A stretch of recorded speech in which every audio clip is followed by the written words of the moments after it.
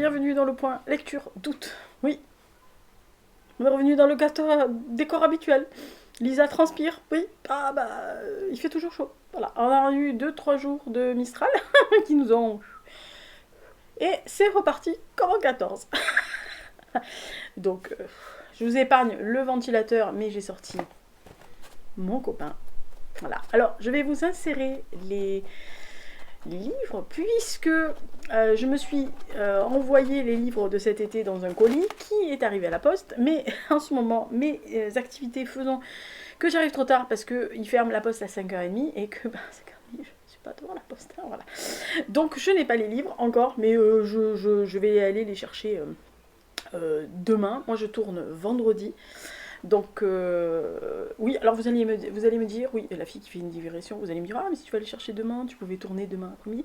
Eh bien, que nenni, hein, j'ai des activités, je vis, j'ai une vie. Voilà. Donc, demain, je vais chercher, demain, je vais chercher le carton, je le ramène à la Casbah parce qu'il est très, très, très lourd. Et après, je vais à mes occupations. Et voilà. Donc, vous aurez la vidéo, donc dimanche à 18h. Voilà. Donc, quand vous serez en train de regarder, il sera dimanche à 18h et vous vous préparez pour aller travailler demain. Bonne reprise, hein, si vous repartez à l'école. Bon, bref, trêve de plaisanterie, j'espère que vous avez passé un bel été. Et on va commencer le point lecture. Alors, je vous l'ai dit, je mettrai les photos, donc, forcément, là. Non, là. Là ou là, je sais pas. Sur Bourriquet ou sur... peut-être sur Bourriquet, je sais pas, enfin, on verra. Donc, j'ai 6 livres au programme dont je dois vous parler. Alors, je vais évacuer le premier qui est en fait un livre que j'ai reçu de la masse critique Babylio. Je transpire comme un goré. Ça, c'est une erreur de Lisa, hein, parce que c'est très rare que je demande des masses critiques. Et si je demande des masses critiques, je ne demande pas de romans. Je demande par exemple des essais ou des biographies ou des documents. C'est très rare que je demande un roman, vraiment très rare, ou alors vraiment il faut que ça soit THE roman que je veux absolument. Mais c'est très rare. En gros, je dois demander une masse critique par an, donc j'abuse pas. Mais là, eh ben, mon doigt a râpé, zippé, il a surfé sur le truc là, et j'ai cliqué sur le mauvais truc de la souris. En fait, j'ai cliqué sur ce que moi je voyais le nom, et j'avais pas vu qu'il y avait un petit bouton juste après le nom. Et j'ai supposé que c'était celui-là le bon. Donc j'ai cliqué, et puis 2-3 jours après, je reçois un mail en me disant vous avez été sélectionné pour recevoir, le livre part. J'ai dit je veux pas, voilà. Donc j'ai dit ah non, on veut pas. Donc j'ai envoyé un mail dans la foulée en disant je suis vraiment désolée, c'est moi, je mets à culpa, je suis une dinde, machin. Et la personne m'a dit bah, je suis désolée, il est déjà parti. Voilà. Donc bah, j'ai dit bon bah tant pis. Voilà. Donc c'est un livre qui s'appelle, comme vous voyez, Post-Frontière de Maxime Gillot. Donc je remercie Babylio et je remercie surtout les éditions Talent Édition qui me l'ont envoyé. Voilà, donc on avait un embargo jusqu'au 23 août pour ne pas parler de ce livre. Bon, voilà, on est le 3 septembre, enfin pour vous. Donc je suis dans les temps, dans les timings. Alors, c'est un livre... Alors moi j'ai lu les épreuves non corrigées, hein, pour ne rien vous cacher. Alors c'est un livre qui se passe en Allemagne. Et on a 3 personnages de femmes. La première qu'on rencontre, c'est Patricia, qui est une journaliste assez atypique, assez borderline, qui a des gros problèmes de boisson et des gros problèmes comportementaux. On va dire dans son ensemble, hein, voilà, avec la gente masculine, avec les gens en général.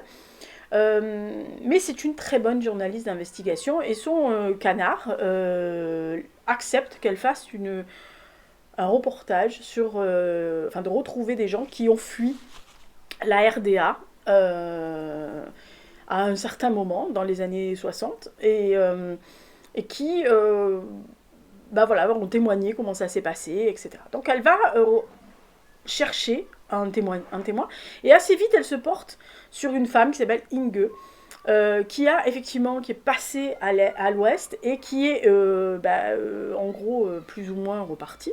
C'est ce qu'elle cherche, hein, Patricia à la base. Mais nous, on sait qu'elle ne l'a choisi pas par hasard et qu'elle a de gros comptes à régler avec des gens, avec son passé, avec ce qui s'est passé en Allemagne entre la RFA et la RDA. Je parle de Patricia.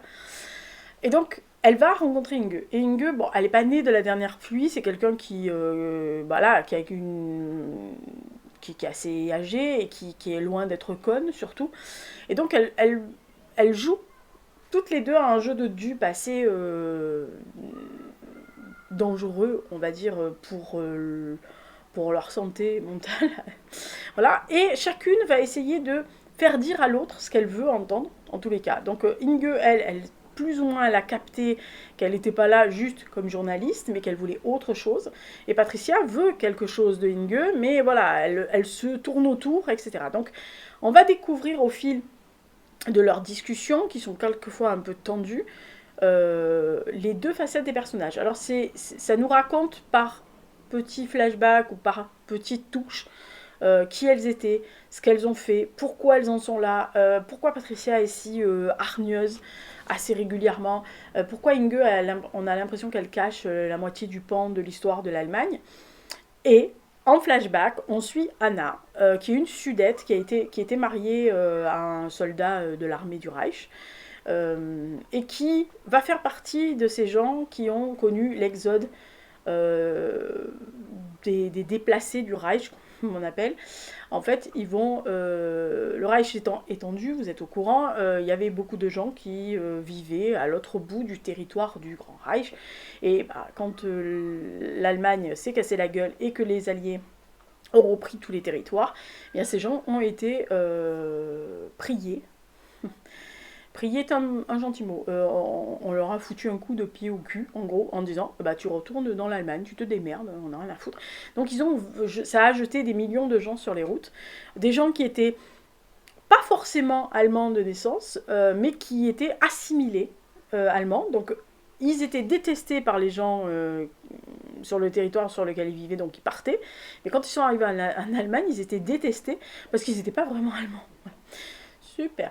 Voilà, donc on suit Anna qui, elle, va subir bah, tout ce qui s'est passé pendant cette période-là. C'est-à-dire des gens qui sont jetés sur les routes, qui ne mangent pas, enfin qui subissent la famine, qui vont subir les exactions, qui vont subir les coups, même les viols, qui vont subir des saloperies qui étaient faites par les gens qui voulaient se venger de ces gens-là, ou en tous les cas qui voulaient se venger, on va dire, des dignitaires nazis, mais qui n'avaient personne d'autre que eux sous la main, donc c'était beaucoup plus simple de s'en prendre à eux. Et au fil de l'histoire, on va donc savoir pourquoi Patricia veut rencontrer Inge et qui est Anna par rapport à Inge. Alors, honnêtement, à un tiers du roman, vous savez qui est Anna par rapport à Inge, qu'est-ce que veut Patricia, etc. Mais c'est un livre qui se lit très facilement. Pour moi, il n'a rien de révolutionnaire, mais vraiment, voilà, je l'ai lu, c'est agréable à lire, c'est fluide, les chapitres sont courts. Moi, ça m'a rien appris de l'histoire de la RDA, de la RFA et des déplacements de population après la Seconde Guerre mondiale. Ça m'a rien appris de l'Allemagne post-guerre et pendant toutes ces années, y compris les années de plomb dans les années 70. Jusqu'au mur de la chute du mur à 1, pour la bonne et simple raison que bah, on va dire j'ai vécu ces années-là entre allez, ce que je me rappelle entre 1978-79 et 1989 et après et au-delà. Voilà. Et ça pose surtout ce livre, alors non seulement les rapports RDA et RFA, mais ça pose le problème qu'il y a eu après à la réunification. C'est-à-dire que les gens qui voient l'Allemagne réunifiée, etc., et je pense qu'on a tous fait partie des gens qui, quand ils ont vu tomber le mur de Berlin en direct, ils ont été heureux parce que c'était en fait le mouvement, le début de la guerre, enfin de la fin de la guerre froide, et en tous les cas, ça voulait dire que l'Allemagne allait être réunifiée, qui était une plaie hein, pour beaucoup de familles. Mais c'est ce on peut entreapercevoir là, c'est qu'en fait, en réalité, c'était deux Allemagnes différentes, c'était deux pays, deux systèmes et deux peuples différents. C'est-à-dire qu'à la base, ils étaient les mêmes, mais un a continué à se développer capitaliste, enfin on va dire européen, ouest, etc., avec les moyens des alliés, notamment du plan Marshall des Américains, et l'autre est tombé sous le joug des soviétiques et donc est resté dans ce bloc de l'Est, avec les doctrines communistes, avec ce qu'on appelle, enfin, communément, malheureusement, tristement, c'est la Stasi, et tout le fait qu'ils n'avaient pas évolué de la même façon, mentalement, économiquement, euh, au point de vue du recul sur l'histoire, au point de vue de l'avenir, etc. Donc il y avait un fossé énorme. Et en fait, passer pom, pom, pom, voilà, de dire on est réunifiés, on est copains, on va se revoir, etc. Les Allemands de l'Est se sont vite retrouvés dans la peau du vilain petit canard. Et ils ont été littéralement rejetés parce qu'ils ne connaissaient pas cette Allemagne. Et les autres, pensant qu'ils étaient les mêmes, se sont retrouvés face à des gens qui ne connaissaient pas, qui ne comprenaient pas, des étrangers, alors qu'ils avaient la même langue et qu'ils avaient le même patrimoine. Voilà. Alors c'est un livre qui, si vous ne connaissez pas ça, si vous ne connaissez pas ce pan de l'Allemagne, etc., à travers les yeux des 3 personnages féminins, ça peut vous donner sûrement l'envie d'aller voir ce qui se passe et d'aller vous renseigner, ce qui est un pan de l'histoire européenne, je rappelle. Alors moi, des 3 personnages, c'est quand même Anna qui m'a le plus... Alors touchée, c'est un grand mot, mais qui m'a le plus intéressée. Voilà. Parce que Inge, je l'ai cernée assez vite, je voyais ce qu'elle avait pu faire. Patricia, je ne l'ai pas trouvée détestable, je l'ai trouvée plutôt pathétique et très triste et très malheureuse fondamentalement. Mais voilà, leurs échanges ne m'ont rien apporté, j'étais pas plus intéressée que ça. Et j'avais... j'ai Hux qui m'a foutu des poils de partout, j'en peux plus de ce chat, je vous jure. Bon bref, je suis en train de m'épousseter devant vous, super, vous avez vachement... Ça vous fait un grand intérêt sur... j'imagine. Voilà, donc Post-Frontière de Maxime Gillot, donc au Talent Édition. Si vous aimez l'histoire, je vous rapporte à mon haul ou allez regarder le résumé. Voilà, c'est un bon roman, très agréable. Si vous connaissez l'histoire, si vous connaissez cette période, si vous savez, vous n'allez rien apprendre et ça va être un roman où vous posez le cerveau et vous lisez tranquille. Si vous ne connaissez pas, ça peut vous amener à vous intéresser un tout petit peu plus à l'histoire de l'Allemagne et donc à l'histoire de l'Europe et pourquoi quelquefois le couple franco-allemand essaie de faire bloc contre le reste parce que sinon on est un peu dans la merde. Voilà. Deuxième livre, et en fait, alors j'avais bien lu Post-Frontière au début, hein, vraiment au début du mois, je crois que je l'ai lu entre moi je l'ai reçu un petit peu avant, donc j'ai dû le lire le 31 juillet, entre le 31 juillet et le 1er juillet, le 1er août, vous voyez, le truc, je me suis dit, je me débarrasse, et puis en fait, je n'ai pas mis longtemps pour le lire. Alors, le deuxième livre que j'ai lu, ça s'appelle La bête de la forêt rouge de Sam Island, qui fait partie, donc... de la saga de l'inspecteur Pécala. Sourire. Oui, ah bah ça va. Hein. Bon. Alors, c'est le 5e tome de l'inspecteur Pécala. Donc, quand on l'a laissé au 4e, alors je rappelle, c'est un inspecteur de... Enfin, c'est un... Oui, c'est un inspecteur qui a été adoubé par le tsar Nicolas II, qui est finlandais à la base, qui s'appelle l'œil d'émeraude. Ça, c'est son surnom parce qu'il a une broche avec... Voilà, une émeraude en forme, et la broche est en forme d'œil, donc l'œil d'émeraude. Et on le rencontre, nous, dès le premier épisode, sous le tsar. Voilà. Donc je ne vous raconte pas ce qui se passe après, parce que si vous voulez lire la saga, je vais tout vous spoiler. Donc je vais essayer d'en dire le moins possible pour éviter de... Alors je vais essayer d'en dire pas mal, mais pas beaucoup, pour que les gens qui veulent lire la saga, ou qui n'ont pas lu ces deux-là, ce soit pas... Vous savez que j'aime pas divulgacher, hein. Donc, dans ce 5e opus, quand on prend le premier, Kirov se pose la question de savoir où est Pécala, puisqu'il a disparu à la fin du 4e tome, dans des circonstances assez étranges. Et Staline, donc, que l'on croise assez régulièrement dans son bureau, et ça fait 2 ans qu'il a disparu, personne ne sait où il est. Et en fait, il y a 3/4 des personnes qui pensent qu'il est mort, donc ils se disent... Bon, voilà, il est mort, hein. Voilà. Simplement, Kirov, qui est son adjoint depuis pratiquement le premier tome, est très interrogateur. Alors, il veut bien croire tout ce qu'on l'a trouvé sur place, mais il y a une chose qui le turlupine, c'est qu'il n'a pas retrouvé l'œil d'émeraude. Et en fait, il sait que Pécala ne se sépare jamais de cette broche-là. Il préférerait mourir plutôt que de s'en séparer. Donc, il se dit...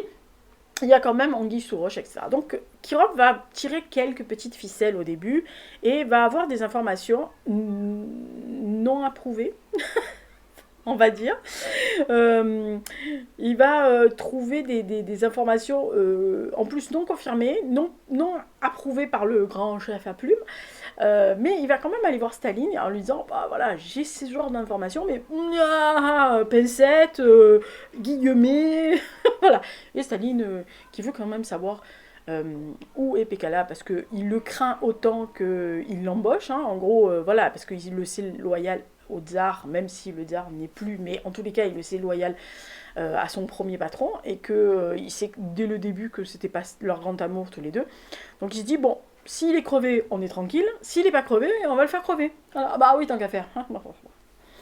Alors je rappelle qu'il a bien fait fonctionner les goulags. Hein, voilà. Et donc Kirov va partir sur les traces de l'information qu'on lui a donnée. Qui va le mener, alors on est en 44, qui va le mener en Ukraine occidentale, au milieu des partisans absolus du ukrainien qui alors je rappelle que l'Ukraine à l'époque était qui était en Russie, hein, c'était l'Union soviétique, mais en tous les cas c'était une province, voilà, c'était une région qui faisait partie des régions qui avaient leur nom, hein. On disait pas ah non, on disait on va en Ukraine, hein. Voilà, il y avait un nom. Mais bon, il va là-bas. Et les partisans, en fait, ukrainiens, y a beaucoup de sortes sous la Seconde Guerre mondiale. Il y en avait qui avaient collaboré avec les nazis, d'autres qui avaient lutté contre les nazis, d'autres qui luttaient contre les communistes et contre les nazis. Ah oui, c'est compliqué. Et d'autres qui étaient là pour libérer, en gros, leur territoire. Et alors, ils n'en avaient rien à carrer du reste. Voilà, donc vous aviez plusieurs résistances. Et Kirov va se retrouver dans cette espèce de nœud de vipère. Et il se dit, oh, j'y arriverai pas, je ne le retrouverai pas, etc. Et il a un accident, je vous laisse deviner pourquoi. Et le matin, quand il se réveille à l'hôpital, Pécala. Voilà, donc ils vont se retrouver propulsés avec l'avancée de l'armée rouge en territoire, et ça va être règlement de compte à tous les étages en fait, parce que Pécala va se retrouver avec un homme à ses trousses, qui est un homme aveuglé par la vengeance absolue envers cet homme, homme qu'il a croisé du temps du tsar. Enfin qu'il a croisé, en tous les cas à qui il a eu affaire du temps du tsar. Et donc il lui en veut depuis ce temps-là. Et le hasard fait qu'il apprend qu'il est là, et que au milieu de cette avancée de l'armée rouge contre l'armée du Reich, et au milieu des partisans ukrainiens qui règlent leur compte un peu comme ils peuvent, et au milieu de tout ça, vous avez la vengeance de ce type qui cherche en tous les cas à éliminer Pécala, Staline qui n'a qu'une seule envie, c'est et puis s'il peut choper Kirov par la caisse, vas-y mon truc. Pardon. Et Kirov, qui fait comme il peut au milieu de tout ça. Voilà. Alors, honnêtement, et puis vous avez, alors oui, il faut quand même le signaler, l'homme qui le poursuit est à la botte des nazis, notamment de l'amiral Canaris, qui lui même était grandement détesté par Himmler. Hein. Alors, ouais, il pouvait pas se blairer.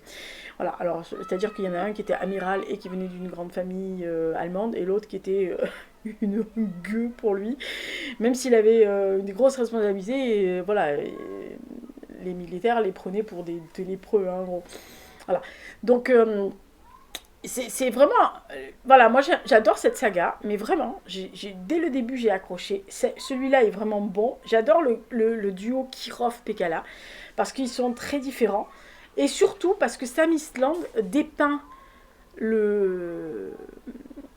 la Russie de cette époque-là, dépeint les conditions de 44, dépeint les fraternisations et les ennemis, et on est au cœur du système. Alors c'est vrai que quand on arrive dans le bureau de Staline avec son secrétaire particulier à côté, il dépeint assez bien ce que nous on sait de Staline, qui était quand même un homme ombrageux, mais qui avait ce teint de cire absolu, on avait l'impression qu'il était empaillé, mais assez terrifiant, voilà, et qui n'hésitait pas à faire quick à tout le monde, parce que, en fait, je vous rappelle, si vous voulez être au pouvoir et que vous voulez être seul au monde, il faut quick tout le monde, hein. Enfin, en tous les cas, celui qui a la tête qui dépasse, il faut le couper, hein, comme ça les autres vont avoir peur, il n'y a plus personne qui branche, voilà. Ah bah c'est un système Dictature, hein. Ah bah c'est comme ça que ça marche, hein, voilà. Donc quand on dit dictature à tout bout de champ dans des démocraties comme les nôtres, ça me fait bassement marrer, voilà. Donc franchement, j'ai vraiment adoré. J'ai vraiment beaucoup aimé ce truc, même si pour l'instant, et je vous dirai à la fin du prochain, parce que j'ai lu le sixième et dernier, dans la foulée, honnêtement, sur l'ensemble de la saga, c'est le quatrième qui pour moi est le meilleur. Voilà. Mais ça n'empêche rien, c'est bien écrit, c'est détaillé, c'est bien foutu. Il y a tout ce qu'on veut à tous les étages. Voilà. Donc, après la forêt de la bête rouge, ou la forêt rouge de la bête noire, non, la forêt de la bête rouge, j'ai lu l'icône rouge. Bon, alors l'icône rouge, je dois avouer que j'ai eu un mal fou à trouver ce bouquin. J'ai eu un coup de bol exceptionnel de le trouver, parce qu'il est quasiment introuvable à des prix monstrueusement élevés, ce qui est quand même, bon, je sais bien, c'est l'offre de la loi et du marché, mais enfin c'est quand même indécent de vendre un livre 50 ou 60 euros alors qu'il en vaut 21 et qu'il a été publié à 15 ans. Voilà, donc je veux bien qu'on se fasse du beurre, mais enfin bon, il ne faut pas non plus demander le cul de la crémière. Et alors, l'icône rouge, on est entre deux temporalités. La première, c'est on est sous le tsar Nicolas II, c'est véritablement en plein milieu de la Première Guerre mondiale. On sent que le régime est en train de enfin, qu'il y a une montée de révolution qui se prépare. Alors, non seulement ils combattent sur le front ouest, mais en plus ils se tapent le début d'une révolution chez eux. Et il y a l'ombre de Raspoutine qui plane sur la famille impériale, notamment auprès de la tsarine, et on sait pourquoi, enfin je suppose que vous savez pourquoi. Sinon, à cause du tsarevitch Alexis qui était hémophile et qui, dès le début, Raspoutine avait dit qu'il pouvait guérir seul leur fils, etc., ce qui était complètement con, on est bien d'accord. Voilà, mais il n'empêche que Raspoutine avait sûrement quelque chose, il venait de Sibérie, on a toujours dit qu'il y avait des trucs de chaman, etc. Donc il y avait quelque chose chez Raspoutine qui faisait qu'il était aussi repoussant que ce qu'il était attractif et envoûtant auprès des gens. Mais ça, si vous voyez des photos, il a des yeux qui vous happent, voilà, qui vous happent énormément. Bon, bref. Et en fait, nous on sent le couperet, mais la tsarine et son âme damnée, qui était Raspoutine, ont une autre vision. Parce que, bon, je rappelle que la tsarine n'était pas aimée parce qu'elle était allemande, hein. Enfin, prussienne, mais voilà, pour vous schématiser allemande. Et en fait, il y avait une icône qui s'appelait l'icône rouge, qui datait presque de Yvan le Terrible, qui disait que si la famille impériale possédait toujours cette icône, qui était c'était pas une icône qui valait 300 milliards, hein, c'était un truc qui avait été peint par un obscur machin, mais qui était censé porter chance, qui était censé en fait unifier la Grande Russie et unifier la famille royale à son peuple. Enfin, la famille impériale, pardon, à son peuple. Et en fait, l'histoire fait, dans ce début du 6e, que l'icône va être, à cette période du tsar, va être détruite. Voilà. Raspoutine va prêter le tableau, enfin on va prêter le tableau à Raspoutine qui va être volé et qui va être finalement censément détruit. Et la deuxième partie temporalité, c'est 1945 à Berlin, quand les Russes sont dans Berlin. Et en fait, c'est la première chose qu'on apprend. C'est-à-dire qu'en fait, on fait connaissance dès le début du roman de ces deux soldats en 1945 qui trouvent un truc qui serait l'icône. Alors évidemment, vous lui donnez bien Staline qui avant avait ses petites oreilles, c'est avant de tout lui, c'est pas des oreilles, c'est des paraboles qu'il avait. Avant de cette histoire-là, donc évidemment, qu'est-ce qu'il fait? Il appelle Pékala et Kirov en disant chaton, vous allez voir un peu si par hasard hein, cette icône serait vraie. Enfin, serait vraie parce que Kirov, je sais pas, mais Pékala l'a déjà vu. Voilà, et donc ils partent sur, on va dire, sur la trace de cette icône. Simplement, on se mêle les Skopti, qui était un espèce de cercle entre des moines, des eunuques, etc., qui, dès le début, bien avant le tsar, veillaient sur cette icône-là, et donc l'avait, puisqu'on apprend, on a compris qu'il l'avait volé, enfin l'avait récupéré, ils veulent le récupérer. Donc, il va avoir une course-poursuite entre Kirov et Pékala et ce cercle-là, pour récupérer l'icône, parce que Staline craint autant le fait qu'elle ait été vraiment détruite que le fait qu'elle soit toujours neutre, parce qu'elle peut, enfin qu'elle soit toujours vivante, parce que bah, ça voudrait dire qu'elle a survécu au tsar et qu'elle avait survécu à tout ça et qu'en fait elle est immortelle et que ça donne un certain pouvoir aussi. Il se dit bon ouais d'accord c'est impérial, mais en fait ça pourrait me donner un pouvoir auprès du peuple russe. Alors c'est un tome entre ces deux temporalités qui est hyper bien foutu. Et surtout, ça alterne avec très grande intelligence, passé, présent, l'histoire de l'icône, l'histoire des croyances populaires et du folklore russe, et surtout l'histoire de tous les ethnies, les peuples, les peuplades, etc., enfin, tout ce que vous voulez, qui forment la Russie, enfin la Russie de cette époque, donc on appelle ça la Grande Russie pour impériale et l'URSS, mais qui sont amalgamés. Alors, vous lancez pas dans le truc, oui, ils ont été amalgamés de force et tout. On s'en bat l'œuf de ça, c'est pas la question. On pourra en débattre autrement, mais il faudrait que vous maîtrisiez l'histoire de la Russie et l'histoire de l'URSS pour en parler. Ils ont été amalgamés. Et en fait, ils ont des croyances, et quelles que soient les régions. Alors, moi, je connais un peu plus la Russie et la Sibérie et l'Altaï, comme croyance, comme folklore. C'est un peuple qui est assez fascinant. Alors, vous me direz ce que vous voulez, mais on s'en fout. Et il y a aussi les idéaux de chaque région, de chaque peuple, de chaque ethnie, les us et coutumes de ces territoires qui sont mêlés dans cette croyance envers l'icône, qui, au final, en fait, rassemble tout le monde. C'est une icône qui est là, qui est le garant, la garante de l'unité de l'âme russe. Voilà. Donc c'est un très bon tome aussi, qui est plus contemplatif, plus... Alors contemplatif, non, c'est pas le mot...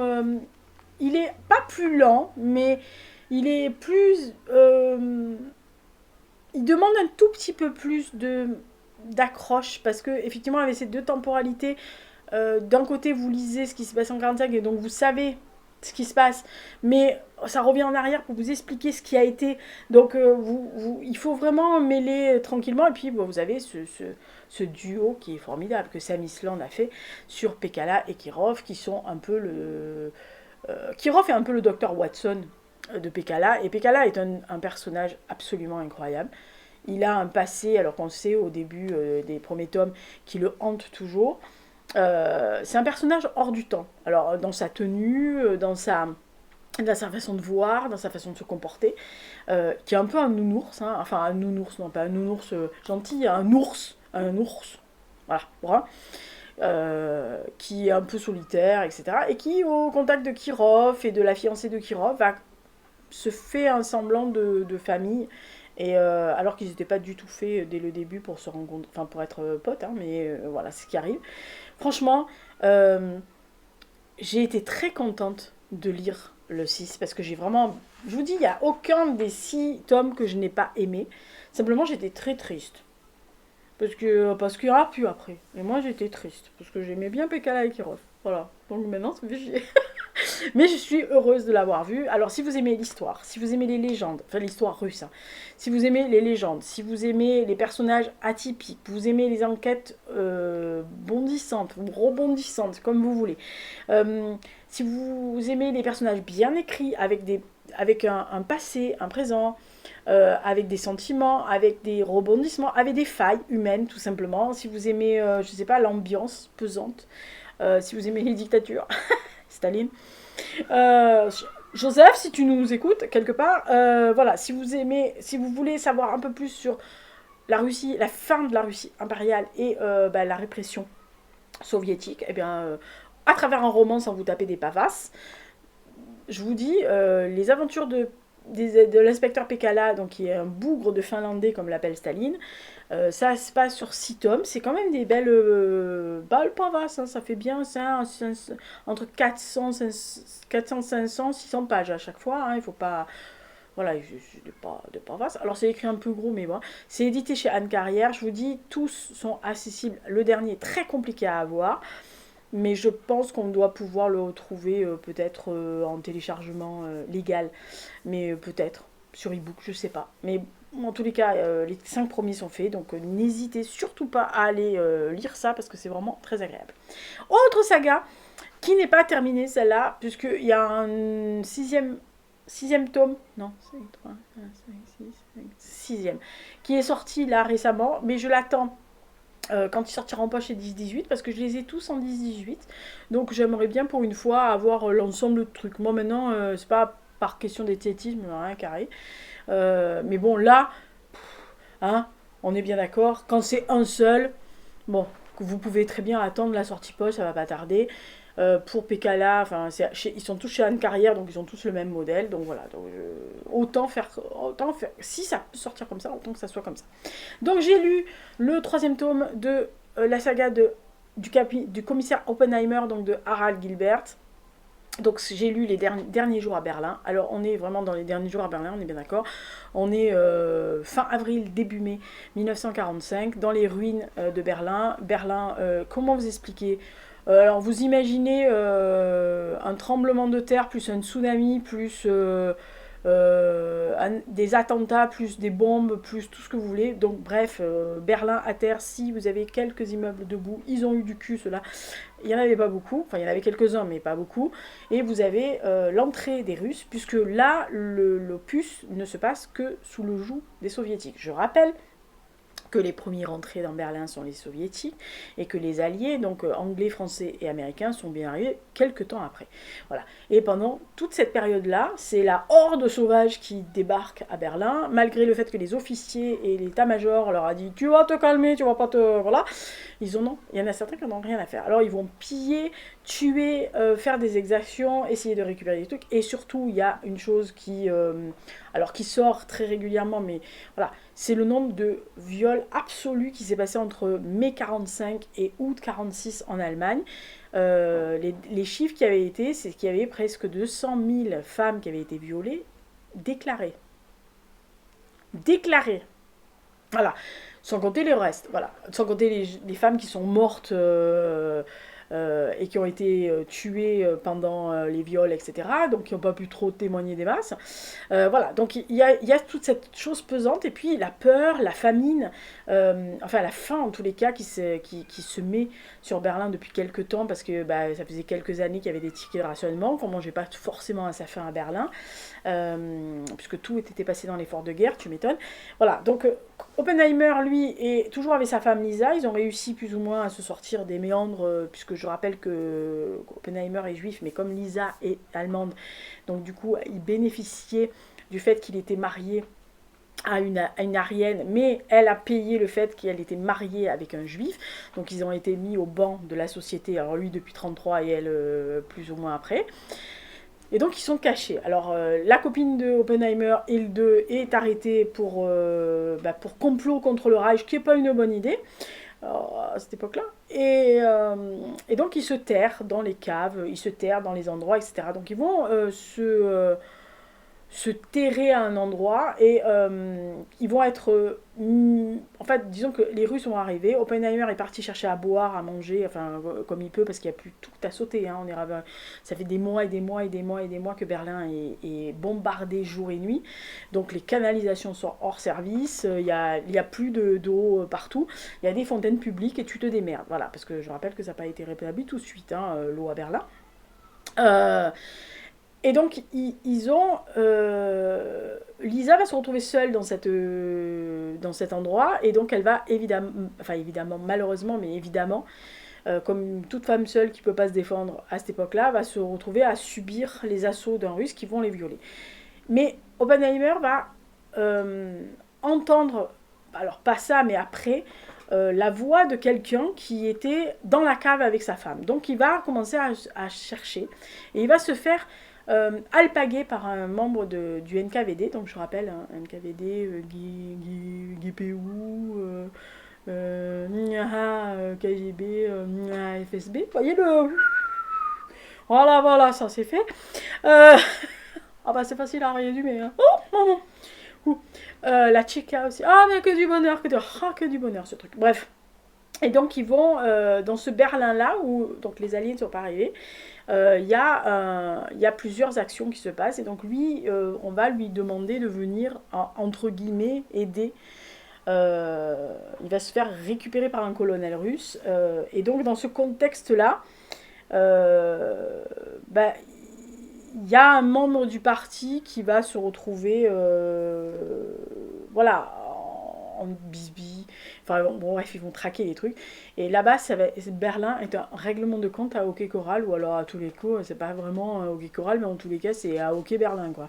Voilà, donc tout le monde essaye de se trouver plus ou moins hors de la lunette.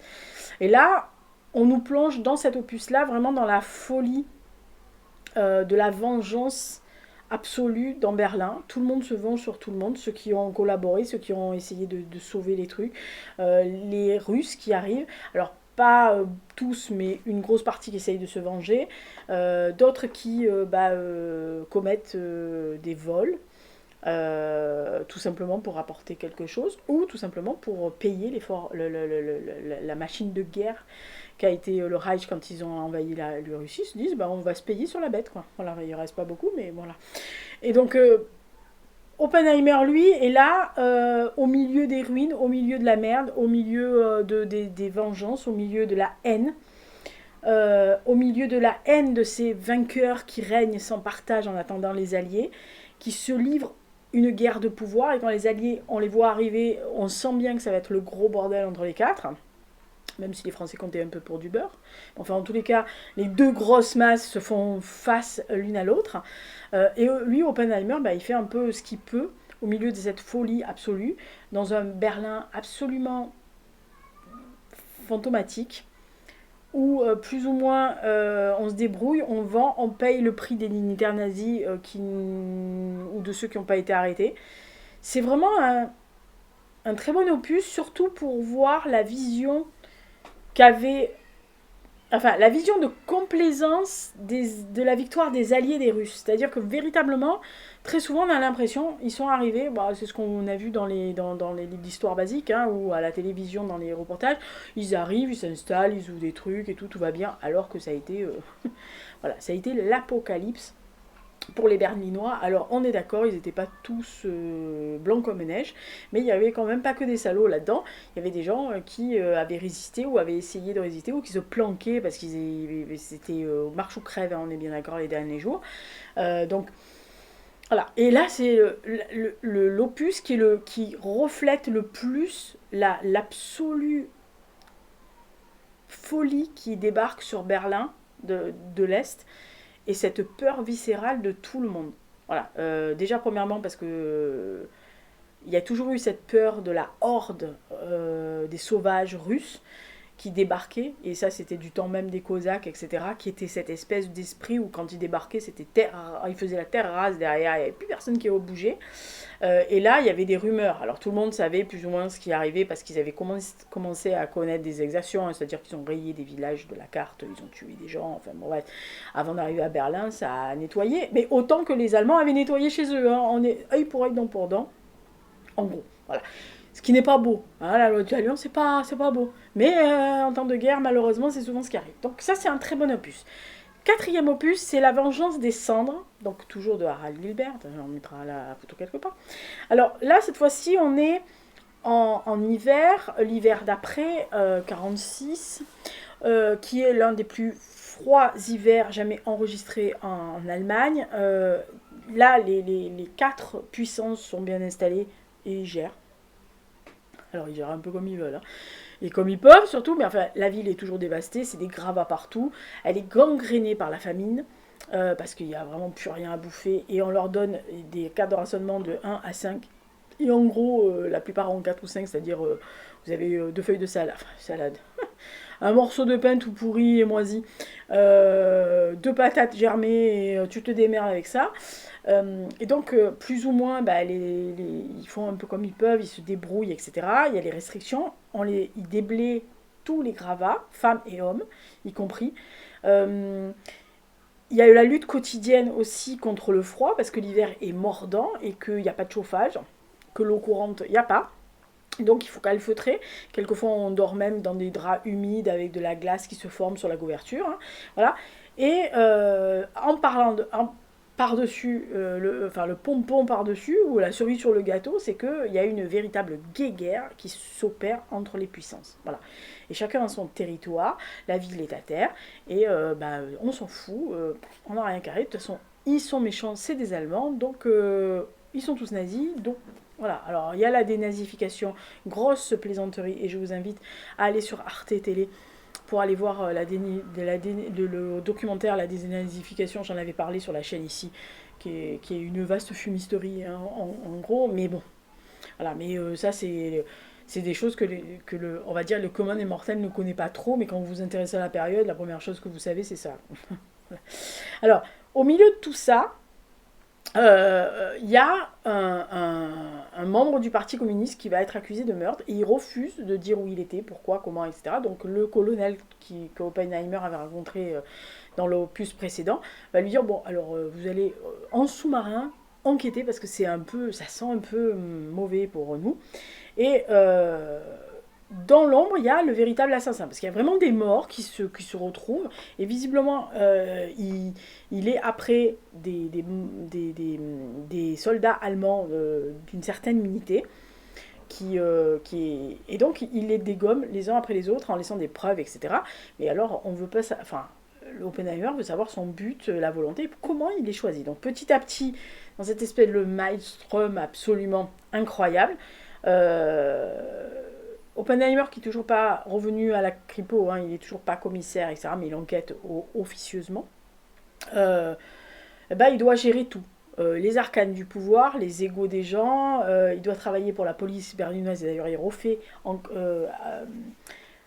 entre guillemets binôme avec un ex-collègue, et puis il doit gérer les Russes, il doit gérer les Américains qui sont là, et qui se tirent même d'ailleurs dans les pattes, avec l'appui assez étonnant des Britanniques, qui œuvrent d'ailleurs pour autre chose, mais ça je vous laisse deviner, et donc il se retrouve avec un peu le cul entre deux chaises, avec tous les alliés au milieu. Bon, les Français sont inexistants, je le rappelle, hein, enfin, on les voit une fois, et puis voilà, ça ne servait à rien, bref. Et donc là, il nous montre dans cet opus plus la dureté du quotidien, la faim, la quête de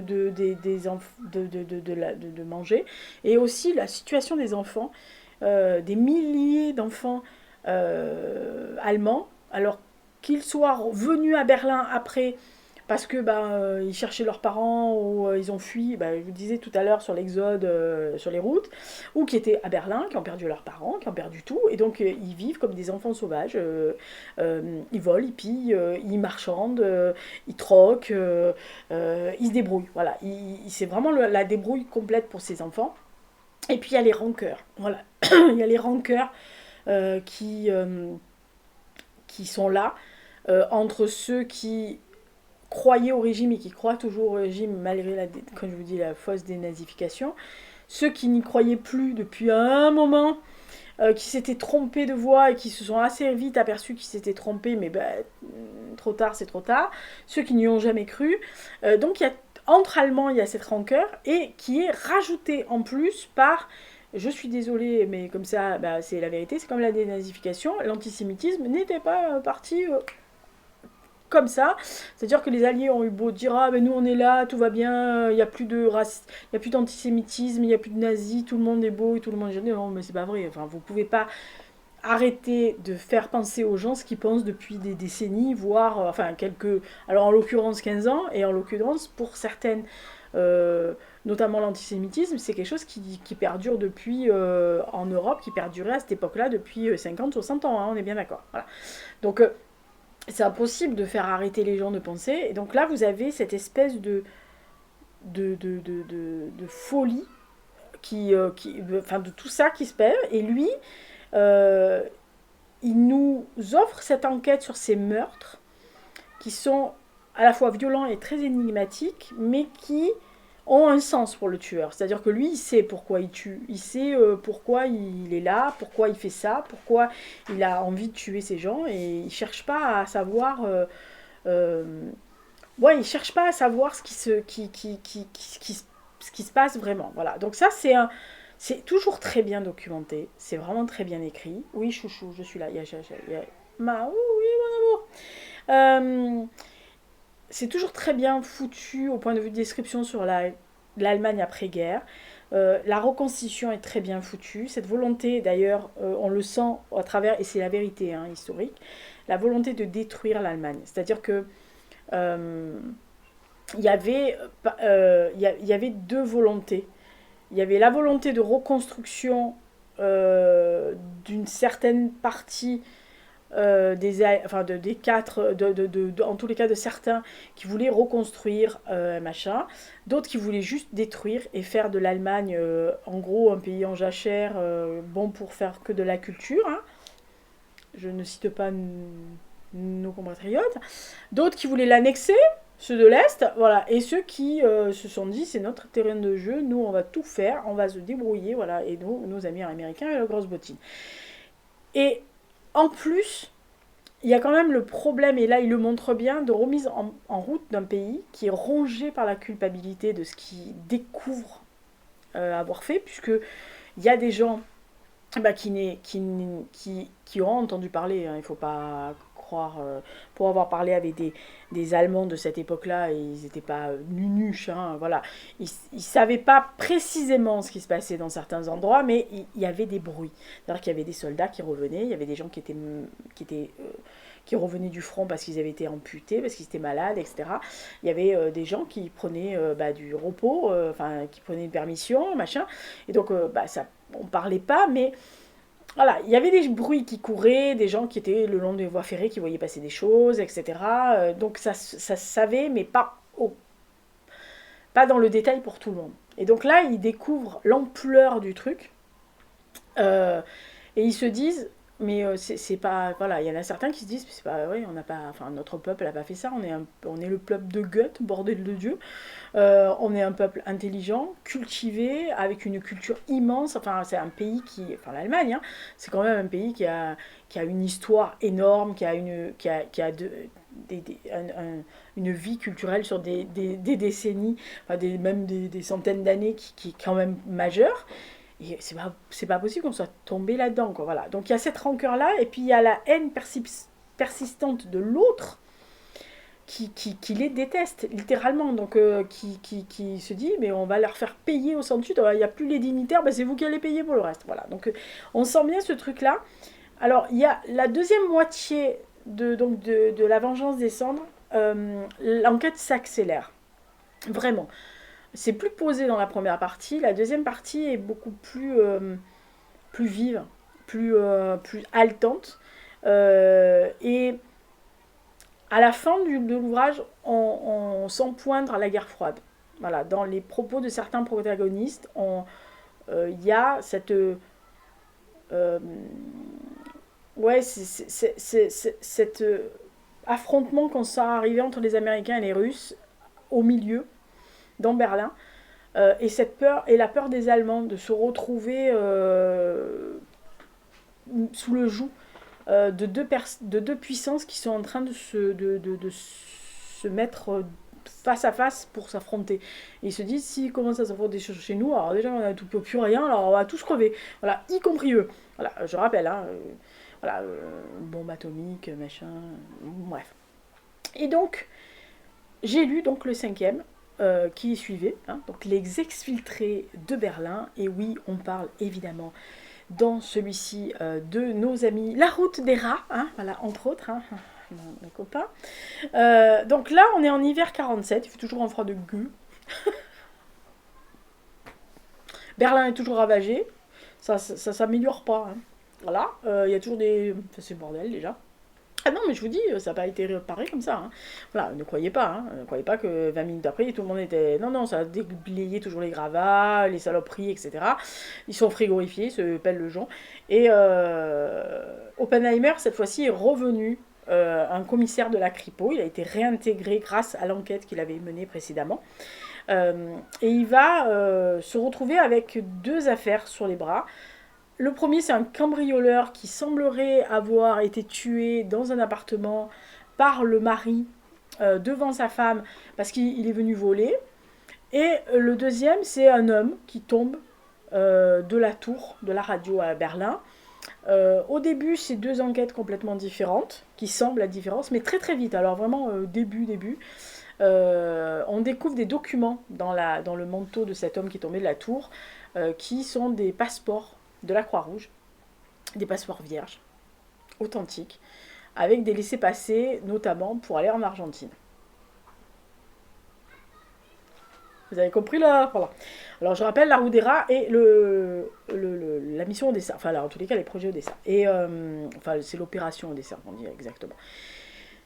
Et donc en fait, Oppenheimer se dit à un moment donné, c'est bizarre. Et ils ont quand même un doute avec son collègue, là, son nouveau collègue, ex-collègue, là, voilà, Billard, ils ont quand même un doute sur le cambriolage. Ils se disent, nah, quelque chose qui va pas, parce qu'il y a quelque chose qui colle pas. Et très vite, ils se découvrent qu'en vérité, le mec qui est mort, c'est pas un cambrioleur lambda, c'est le mari le vrai mari de la femme, parce qu'en fait, c'est son amant qui a tué le mari qui revenait de captivité.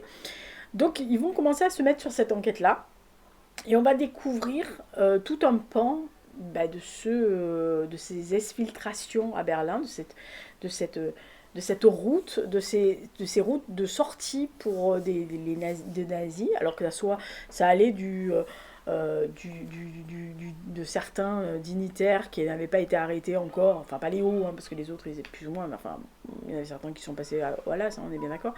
Voilà, des anciens SS qui voulaient partir absolument, même s'ils n'étaient pas des dignitaires, mais qui avaient fait beaucoup de saloperies, des exactions et qui ne voulaient absolument pas être pris, des gardiens de prison, des gardiens de camp, etc. Bon, il y avait beaucoup de gens qui voulaient se casser. Notamment, la pression était très très forte chez les Alliés. Et donc, ça va ouvrir toute cette enquête-là, ces enquêtes qui vont se mêler, ces deux enquêtes qui vont se mêler. Alors, on va revoir un personnage qu'on a vu dans le premier tome, que j'ai été très contente de revoir, qui est Vogler, qui est un ancien officier SS, avec qui avait travaillé sous la contrainte Oppenheimer, mais avec qui ils étaient plus ou moins bien entendus, qu'on n'avait plus vu. Et on va le recroiser dans une situation qui est fort intéressante en vérité, et qui est historiquement vraie, c'est qu'il fait partie, en fait, qui travaille désormais en fait pour l'administration américaine, d'occupation américaine. Voilà, parce qu'il ne faut pas se voiler la face, hein, toutes les puissances vainqueurs ont engagé des anciens nazis, convaincus quelquefois, bien, sous couvert d'avoir quelques renseignements sur celui d'à côté, ou pour récupérer des choses. Voilà. On va dire, donné carte blanche, on leur a mis, en fait, on les a rendus vierges de tout. En disant, voilà, vous collaborez avec nous, vous nous aidez à récupérer un mec plus haut que vous, et nous, on ferme les yeux. Vous faites ce que vous voulez, on n'en a rien carré. Voilà.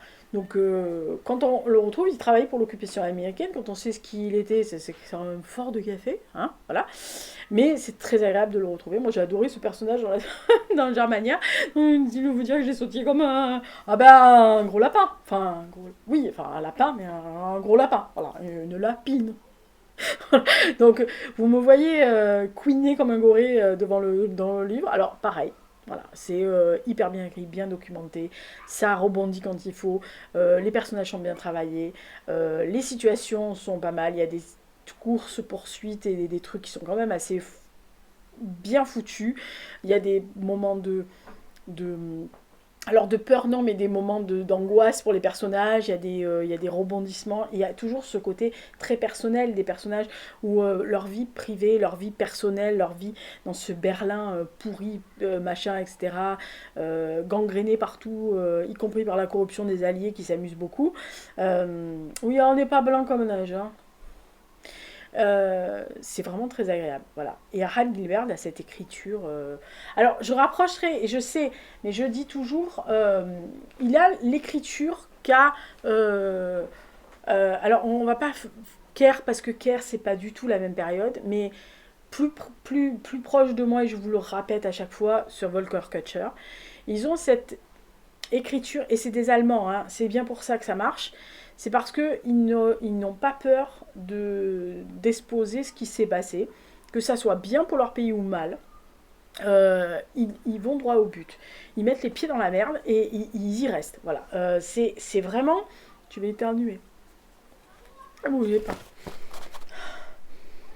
Ça c'est Hux. Avec ses poils, j'en peux plus. Un nounours. Oh là là, il a vu l'éventail. Oh là là là là là là. Tu veux un peu d'éventail, il fait chaud, chouchou. Il est en train de crever ce chat. Ah, ça va passer. Bon, voilà, donc c'est vraiment... C'est la façon qu'ils ont... alors que ça soit le cinéma allemand, hein, allez voir les films allemands qui traitent de cette période-là. Je vous ai déjà dit, allez télécharger ou allez regarder sur une plateforme la sublime série qui s'appelle Génération War en français. Hein. Parce qu'en vérité, en allemand, je crois que c'est une patrie, un peuple, une patrie, ou une mère, une patrie. Enfin, mais ça n'a pas du tout le même titre en français. On n'a pas compris pourquoi, parce que Génération Noire, ça colle pas du tout en vérité avec ce qui est dit dans le film, enfin dans tous les cas. Mais cette série est sublimissime, mais vraiment, vraiment, vraiment, avec le top du top des acteurs, des jeunes acteurs de la nouvelle génération allemande. Kutcher, c'est pareil. Certains, je sais que vous aimez Babylone Berlin. Moi, j'ai lu Goldstein, qui est la base de la saison 4, qui est sublime d'ailleurs, qui est même une des meilleures de Babylone Berlin. C'est des gens qui n'hésitent pas, que ce soit le cinéma allemand, que ce soit la série allemande, que ce soit les livres des auteurs allemands, etc. Ils font leur devoir de mémoire et ils n'édulcorent rien du tout. Voilà. Non, pas trop l'équivalent sur ça, non, quand même. Voilà. Voilà. Et c'est pas. On n'a pas encore fait des trucs sur nos exactions à nous. Hein, voilà. Ah bah non. Voilà. Donc nous on met sur le manteau, eux ils espoient, ils se disent ah bah oui, c'est nous. Voilà, on est des gros cons, mais enfin nos grands-parents ont été des gros cons, mais on va leur dire que c'est. Voilà. Donc ils sont. Vraiment, c'est une saga Oppenheimer qui est bien foutue. Qui est bien écrite, bien documentée. À chaque tome, il y a quelque chose. À chaque tome, il y a un pan de l'histoire de cette période-là de l'Allemagne, puisque nous, on commence début des années 30 et on finit... alors là, je sais pas, le prochain, il va peut-être être vers les années 48-49. Ben, voilà, vraiment au moment où il y a eu cette scission entre les alliés les vainqueurs et où vraiment ça a explosé de toutes parts, etc. Et où Berlin recommençait euh, à se remettre. Même si, alors je rappelle, le truc le plus hallucinant, c'est qu'ils ont quand même ouvert des cinémas, des salles de théâtre et ça, alors qu'il n'y avait rien à bouffer dans les rues. Mais ils essayaient de faire revivre plus ou moins comme ils pouvaient. Donc vraiment, la saga de Harald Gilbert est bien foutue, c'est bien écrit, vous pouvez ne rien savoir sur l'Allemagne et sur cette période-là et le lire parce que c'est une enquête policière, c'est quelquefois des fois un peu un thriller, mais c'est un thriller un peu historique, mais ça passe. Voilà, ça passe parce que c'est bien écrit, comme Volker Kutcher, ça passe parce que c'est bien écrit, alors Kutcher c'est encore mieux, parce que alors, lui, il balaye carrément un pan entre 1927-28 jusqu'à le début de la guerre. Voilà, donc il y va.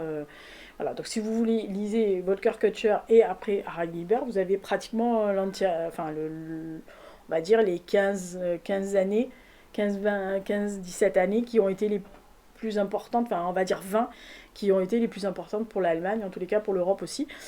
Sachant que, je rappelle, hein, Volker Kutcher, pour l'instant, il y a donc 9 volumes qui sont sortis. Nous, on en a que 3 en France.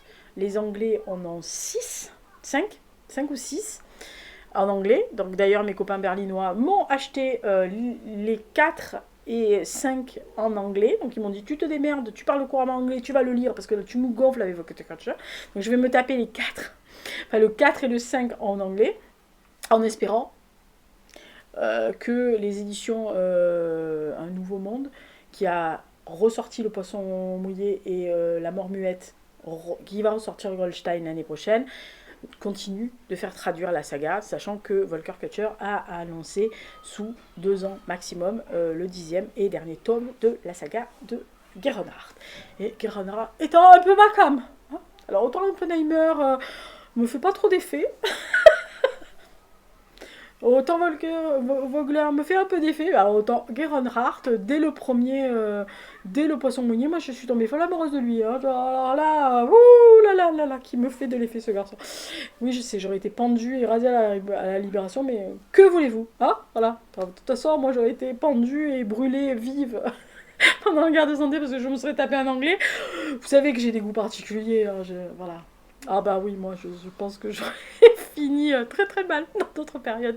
Heureusement que je vis maintenant. Sinon j'aurais été mal, hein. Très très très mal. Voilà, donc ça c'était les 6 livres que j'ai lus, donc Post-Frontière, donc de Maxime Gilliot, chez Talent Édition, donc Masse Critique Babelio, SP, merci, bidou, mais je ne vais pas le lire. Les 2 derniers, donc le 5 et le 6 de Sam Island, donc de l'inspecteur Pekala, donc La Bête de la Forêt Rouge et l'icône rouge.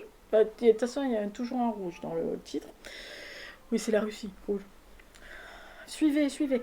Et donc, les tomes 3, 4 et 5, c'est ça? Oui, 3, 4 et 5 de la saga d'Oppenheimer par Harald Hilbert, donc Dernier jour à Berlin, la vengeance des cendres et les exfiltrés de Berlin.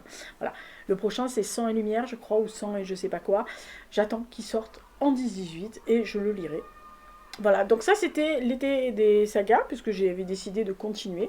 Je ne sais pas quand je vais vous le montrer, mais j'ai déjà repéré des bouquins que je veux absolument lire en 2024. Vous allez me dire, putain, déjà? Oui, déjà. Parce que j'avais fait pareil pour 2023, j'en avais parlé l'année dernière lors d'une vidéo, mais il y a des livres que j'avais repérés, que j'avais envie de lire mais que je n'ai pas lu parce que au fil du temps j'avais pas envie de les lire et je ne les ai pas achetés parce que vous savez que je n'achète pas mes livres à l'avance. Et il y en a certains que, en regardant ma liste de l'année dernière de certains que je n'ai pas lus, je me suis dit oh non, celui-là je ne veux pas le lire. Par contre, j'ai gardé des livres que je veux absolument caser dans le premier semestre. Et il me reste aussi, si vous avez vu donc la pile à lire de septembre, j'en ai repéré 6 de septembre de la rentrée littéraire, sachant qu'il y a le Chalandon, l'Enragé que je voudrais lire, mais que je lirai sûrement en octobre parce que j'ai une de mes ex-collègues de travail qui me l'a offert, enfin qui m'a dit je te l'achète parce que je sais que tu vas l'acheter, donc je te dis que je te l'ai acheté pour ton anniversaire. Voilà, donc il faut pas que je l'achète. Donc elle a été gentille de me le dire, sinon je l'aurais acheté, mais elle pourra me le donner qu'en octobre parce qu'elle est en vacances en septembre, donc je le rends je pense début octobre, quand on se verra. Et j'en avais repéré 6 autres de livres de la rentrée littéraire qui me faisaient mais vraiment très très très très très très très très envie. Et donc ça c'est des livres que je vais lire vraiment dans les 2-3 premiers mois de 2024. Je me suis déjà marqué au programme parce que c'est des livres que je ne veux pas louper. Et je n'avais pas envie qu'il y ait 2 mois de livres de la rentrée littéraire pour des questions aussi budgétaires parce que déjà 6 livres neuf, c'est à peu près 120 à 150 euros. 2 mois, 150 euros. Je suis désolée, un plein de bouffe. Hein, donc c'est où je lis, ou je mange pas. Alors vous me direz, j'ai de la marge, mais en fait 2 mois sans bouffer, ça fait beaucoup quand même. Donc il y a des priorités dans la vie. Non mais voilà, outre ça, on a des factures à payer, hein, il y a des choses à payer. Voilà, donc je les ai mis sur le mois, mais je me suis fait plus ou moins des trucs. Et je me suis aperçue qu'il y avait des sagas que j'avais pas fini. Des trucs, par exemple les carnets de Max Lieberman, etc., que je veux absolument continuer à faire. Donc voilà, je me suis fait un espèce de PowerPoint avec des images de livres que je veux. Donc si ça vous intéresse, vous me dites dans les commentaires. Lors du live, du prochain live que je ferai, peut-être que j'en parlerai. Peut-être que je mettrai des images en vous montrant ce que je compte lire. En tous les cas, celles que j'ai repérées. Alors, les livres de la rentrée littéraire pour 2024, celles que je veux faire. Et peut-être les sagas. Parce que peut-être que ça... Alors, les livres d'histoire, les pavasses, vous en avez rien à carrer. J'ai pas beaucoup de BD à récupérer, donc les autres livres ça va aller vite. Donc voilà, peut-être la rentrée, les autres 6 livres de la rentrée littéraire, 6 ou 8 livres je crois. Et il y en a 6, peut-être 6 ou 7. Alors 6 j'en suis sûre, peut-être 8. Maintenant que je regarde que je visualise mon image, mon PowerPoint et les sagas. Voilà. Il y a une saga que je veux commencer. Je commencerai peut-être cette année, sachant que l'année prochaine j'ai décidé de lire un livre par mois, de relire un livre par mois et je vous expliquerai à la fin de l'année. Enfin, je vous expliquerai peut-être ça en fin novembre, début décembre, pour si ça vous intéresse, qu'on le fasse ensemble, parce que c'est sympa, sachant qu'il y a une lecture commune sur Alexandre Solzhenitsyn qui est organisée pour octobre, dont le thématique est Goulag et donc je vais préparer des podcasts, qui est accessible dans un groupe privé sur Instagram. Et donc l'année prochaine, j'ai déjà réfléchi à ce que je peux proposer. Donc je proposerai au groupe 2 livres sur les 4 que j'ai présélectionnés pour des thématiques assez particulières. Et puis si ça intéresse quelqu'un, vous venez. Le groupe est sympathique. Voilà. Après, vous êtes libre de partir parce que la prochaine lecture commune, ça vous intéresse pas, ou vous n'avez pas envie de la faire, ou vous trouvez que c'est trop compliqué, ou le thème vous botte pas, ou vous vous dites ah non, je ne lirai jamais ce genre de truc. Voilà. Mais en gros, on a fait Persuasion et le tour du monde en 80 jours. Là, on fait Solzhenitsyn. Voilà. Et donc, l'année prochaine, il y aura quelque chose. Donc, j'espère que ça vous a plu. Ce point lecture, il est un peu long. Prochaine vidéo, c'est une vidéo en voix off que j'ai préparée un peu tranquillement cet été. C'est ma rentrée de la saison 2023-2024, comme je fais toutes les années. Toutes les années, je fais cette vidéo et ce podcast en même temps pour expliquer aux petits nouveaux qui je suis et ce que je fais, c'est-à-dire les podcasts, les vidéos, le blog, la radio, mon activité d'auteur, etc. Et puis éventuellement ce que je vais peut-être préparer, ce que j'ai décidé de faire ou pas, ou ce que j'ai rayé comme truc, que j'ai récupéré, voilà. Et après il y aura normalement le programme culturel, donc mes favoris, on va dire, entre mi-août et presque mi-septembre.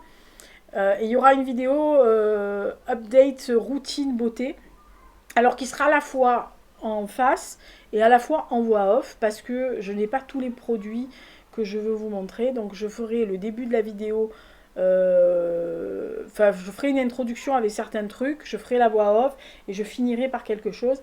Voilà, ça vous fera un truc particulier, sachant qu'il y a la thématique du mois sur le podcast, c'est la science-fiction dans son ensemble, avec toutes les sous-catégories, et je vous donne les livres que moi j'ai lus, je rappelle. Je ne donne pas les livres qu'il faut lire, je donne les livres que moi j'ai lus sur ces thématiques-là, que j'ai aimés ou pas. Enfin, je les ai tous aimés, mais je veux dire... voilà, que je recommande sur ça, mais c'est mes recommandations à moi, ce n'est pas forcément les livres que vous allez voir sur des chaînes spécialisées, mais je vais faire un podcast et je ferai comme pour les autres thématiques que vous avez vu passer, les reines de France, les écrivaines non connues, qu'est-ce que j'ai fait, Merlin, etc. Je le ferai en adaptation vidéo pour que les gens qui ne regardent que YouTube et qui ne veulent pas aller sur la chaîne podcast parce que ça ne les intéresse pas les podcasts, ils préfèrent être sur YouTube, le poser à côté et l'écouter parce que c'est un audio, je le mettrai en audio. Voilà, à chaque fois je ferai pareil, je vous mettrai les trucs en audio pour que vous puissiez, ceux qui sont que sur YouTube, bénéficier aussi de ces thématiques qui moi me prennent du temps mais qui me font énormément plaisir à préparer parce que j'adore ça et qui j'espère font plaisir aussi. Voilà, alors ce podcast sur la science-fiction m'a été demandé par mon amie Justine, donc je la remercie pour l'idée. Elle m'a dit je veux que tu me parles des anticipations des dystopies, voilà. Je l'ai fait, voilà, donc j'ai préparé, j'ai plus qu'à l'enregistrer. Voilà, j'ai enregistré une partie. Alors le son va pas être génial parce que je n'ai pas forcément le bon micro, parce qu'on m'a encore rechangé le micro pour la radio. Il est assez défaillant celui que j'ai, donc si vous avez un son qui est aléatoire, et sur le programme culturel il était aléatoire, c'est parce qu'il y a un faux contact. Voilà, donc j'attends qu'on me récupère celui-là, parce qu'ils l'ont commandé, le truc pro, c'est un micro pro, on l'a commandé mais il n'est pas encore disponible, donc il va arriver, mais pour l'instant je fais avec le vieux, et le vieux a un tout petit faux contact, alors quelquefois vous risquez d'avoir une variation de son, et comme vous savez que je ne monte pas mes vidéos, voilà, alors s'il y a une variation de son sur 2-3 passages, je ne les réécoute pas ma tronche, enfin je ne réécoute pas ce que je dis, je mets juste les images, parce que je sais quand j'en ai parlé, là tout à l'heure vous me voyez regarder en bas, c'est parce que j'ai noté discrètement l'heure, j'ai un timer là sur le côté, et j'ai marqué le moment où il faudra que j'insère la photo, voilà, parce que pour moi ça me fait gagner du temps, en gros au lieu de passer 1 heure, je passe même pas 10 minutes à remettre les photos au moment où j'ai mis le timer, voilà, donc si c'est aléatoire au milieu, je suis vraiment désolée, et ça sera aléatoire peut-être pour les 2 prochaines vidéos, Enfin, aux 2-3 prochaines vidéos, parce que bah, je pense que je le recevrai que mi-septembre, fin septembre. Et donc, bah, oui, parce qu'il est très demandé ce truc et il était rupture de stock. Voilà, ouais, oui, mais les stars. Voilà. Allez, d'ici là, portez-vous bien, faites attention à vous. Ça doit dépasser facilement l'heure, cette merde. Mais que voulez-vous, hein, quand on aime, bah, pas moi les livres, hein, on ne compte pas.